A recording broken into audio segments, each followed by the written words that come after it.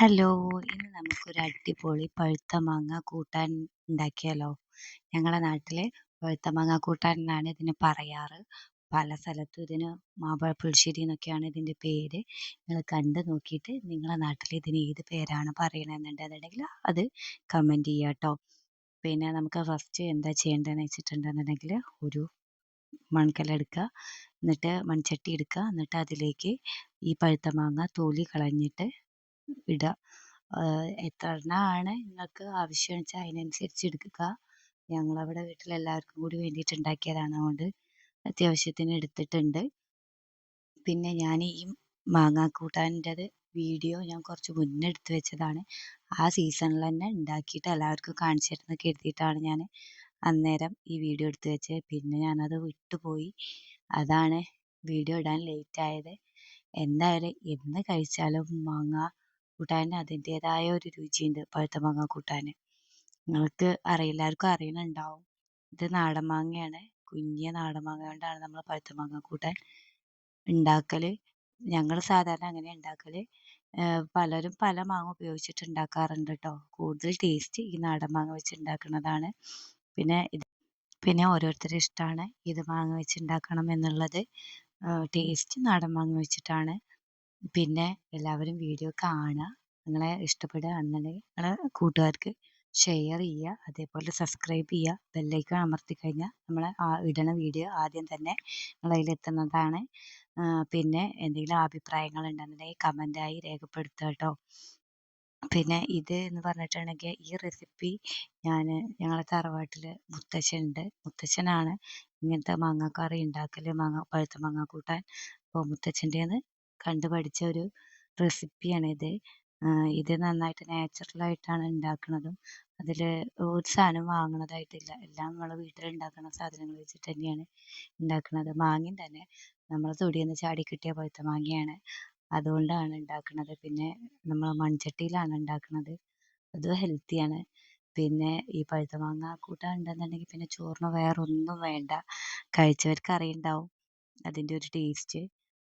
പിന്നെ ഇപ്പോൾ ഇവിടെ മാങ്ങ വൃത്തിയാക്കി വെച്ചിട്ടുണ്ട്, തൊലി കളഞ്ഞിട്ട് മാങ്ങ അണ്ടിയോടെയാണ് വെച്ചിട്ടുള്ളത്. ഈ ഒഴിക്കണ വെള്ളം എന്ന് പറഞ്ഞിട്ടുണ്ടെന്നുണ്ടെങ്കിൽ ഈ മാങ്ങേൻ്റെ തൊലിയും കൂടി കഴുകിയതിന് ശേഷം അതിലെ വെള്ളം കൂടി നമ്മൾ ഇതിലേക്ക് ഒഴിക്കും.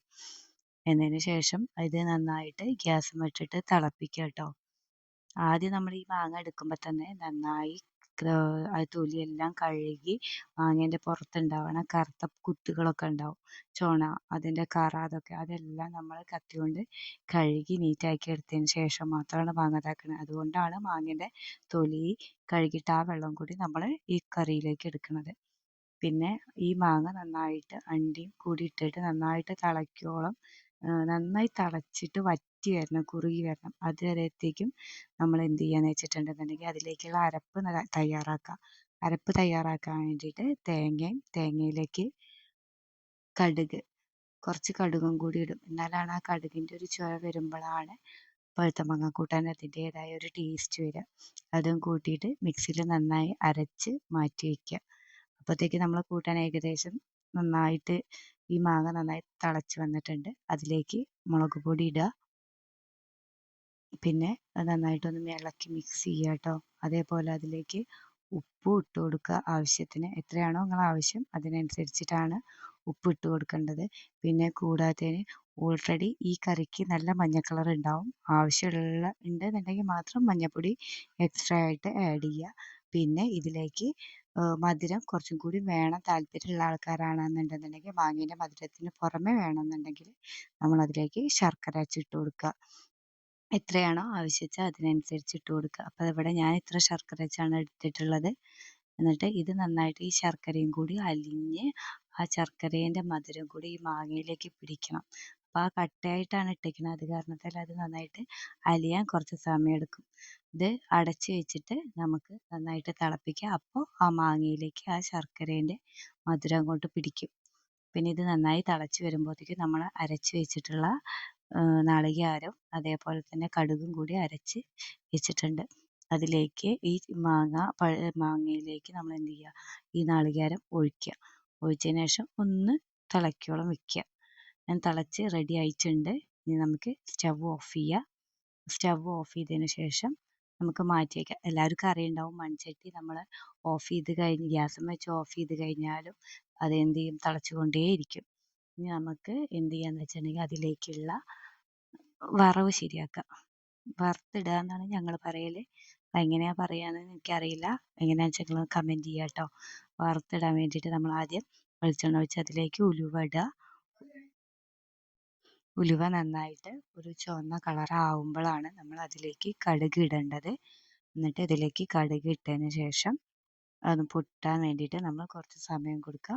എന്നതിന് ശേഷം അത് കടുക് പൊട്ടിയതിന് ശേഷം നമുക്ക് അതിലേക്ക് ചുവന്ന മുളക്, വറ്റൽമുളക് എന്നൊക്കെയാണ് പലരും പറയൽ. ഞങ്ങൾ ചുവന്ന മുളക് എന്നാണ് കേട്ടോ പറയാറ്. ചുവന്ന മുളക് എന്ത് ചെയ്യാന്ന് വെച്ചിട്ടുണ്ടെങ്കിൽ അത് പൊട്ടിച്ചിട്ട് അതും കൂടി നമുക്ക് ഇതിലേക്ക് ഇടാം. എന്നതിന് ശേഷം അതൊന്ന് ഇളക്കി കൊടുക്കുക. ഒരു കളർ ഒന്ന് ഒരു ബ്ലാക്കിഷ് കളർ പോലെ ആവണം അത്. എന്നതിന് ശേഷം ഈ വറവ് ഇതിലേക്ക് നമ്മുടെ കറിയിലേക്ക് ഒഴിച്ചു കൊടുക്കുക. അതിന് ശേഷം ഒന്ന് മിക്സ് ചെയ്ത് വെക്കുക. ഇത്രയേ ഉള്ളൂ നമ്മുടെ മാമ്പഴ പുളിശ്ശേരി. അല്ലാന്നുണ്ടെന്നുണ്ടെങ്കിൽ ഞങ്ങൾ പഴുത്ത മാങ്ങ കൂട്ടാൻ. എല്ലാവരും ഒന്ന് ഉണ്ടാക്കി നോക്കുക. വളരെ സിമ്പിളാണ്.